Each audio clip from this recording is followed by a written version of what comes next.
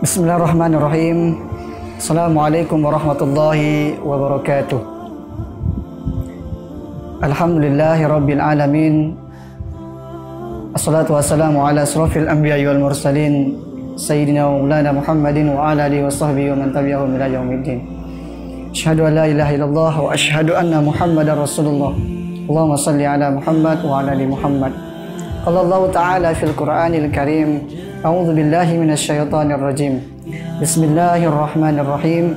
Ya ayyuhalladzina amanu taqullaha wa tanzur nafsum ma qaddamat lighad wattaqullaha innallaha khabirum bima ta'malun. Faqala aidan bismillahirrahmanirrahim. Ya ayyuhalladzina amanu kutiba alaikumus syiyamu kama kutiba alal ladzina min qablikum la'allakum tattaqun. Sadaqallahul azim, sadaqa Rasulullahil karim, amma ba'du. Kaum muslimin dimanapun berada, bersyukur kita kepada Allah karena Allah senantiasa memberikan nikmat dan hidayah kepada kita semua. Berselawat kita kepada Rasulullah dan mengucapkan Allahumma sholli ala Sayyidina Muhammad wa ala ali Sayyidina Muhammad. Dalam buku yang saya pegang sekarang ini adalah buku yang dikarang oleh Arif Rahman Lubis, yaitu buku Aku Tersentuh Cinta. Dalam buku ini sangat banyak kaitan eratnya dengan apa yang saya bahas pada kali ini, yaitu kita sebentar lagi akan memasuki bulan Ramadan. Maka di bulan Ramadan ini banyak sekali momen-momen yang kita tunggu-tunggu. Momen-momen itu perlu kita jemput dan perlu kita dapati. Kenapa? Karena ketika sudah masuk pada bulan Ramadan, maka Allah sudah mengunci segala sesuatu yang sudah terjadi di bumi tersebut, dan Allah sudah memberikan kita kemuliaan serta kenyamanan dalam bulan Ramadan tersebut. Kaum muslimin dimanapun Anda berada, ketika kita nanti masuk pada Ramadan, ada beberapa hal yang akan kita dapatkan. Nah, sesuai dengan ayat yang saya baca tadi, yaitu terkait bahwasanya Allah Subhanahu wa taala memberikan kata mutiara kepada kita. Ya ayyuhalladzina amanu, hai orang-orang yang beriman kepada Allah. Ini kata pertama. Nah, ketika sudah masuk pada bulan Ramadan, maka sudah masuk pada konsep di mana kita mengambil hal-hal yang lebih pada kebaikan. Ada 3 hal yang mesti kita jadikan kesempatan untuk datangnya ketika masuk bulan Ramadan. Apa itu? Yang pertama yaitu membersihkan jiwa. Ketika masuk pada bulan Ramadan, maka jiwa kita harus kita bersihkan. Kenapa? Ketika sudah masuk pada bulan Ramadan, bukan jiwa lagi yang sudah kita bersihkan, tetapi kita sudah melaksanakan segala sesuatu yang Allah perintahkan kepada kita. Yang dinamakan dengan kita bertakwa kepada Allah, yang namanya kita beriman kepada Allah, kita melaksanakan segala sesuatu yang Allah perintahkan kepada kita, maka jiwa kita akan menjadi orang-orang yang bersih.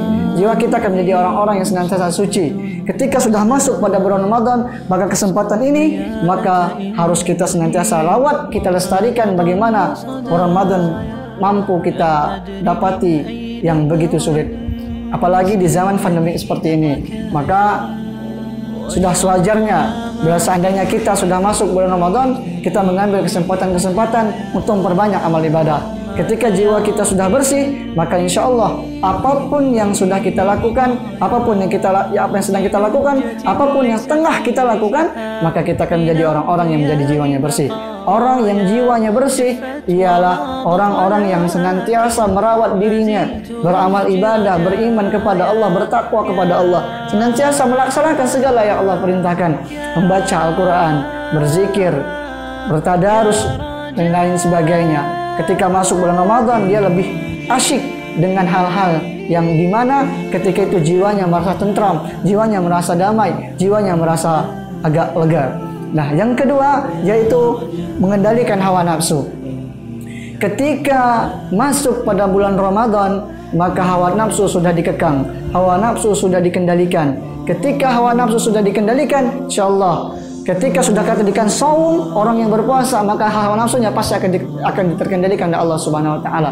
Orang yang sudah beramal, beribadah kepada Allah, mensucikan jiwanya di hadapan Allah Subhanahu wa taala, masuknya pada bulan Ramadan, dan dia senantiasa akan terkendalikan daripada hawa nafsu. Yang ketiga yaitu meningkatkan takwa.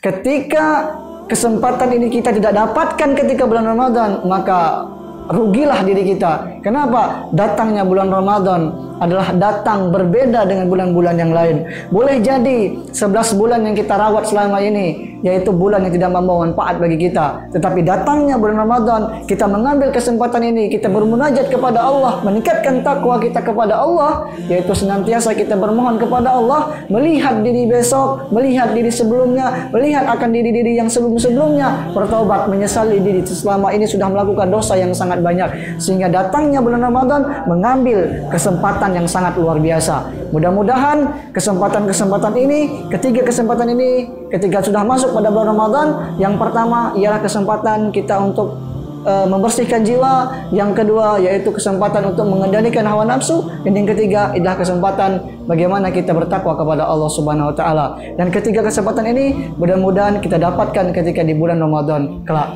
Dan mudah-mudahan juga kita bermohon kepada Allah, Allah sampaikan kita di pada bulan Ramadan, dan Allah berikan rahmatnya kepada kita, dan Allah mengampuni segala dosa-dosa kita. Afa minkum, assalamualaikum warahmatullahi wabarakatuh.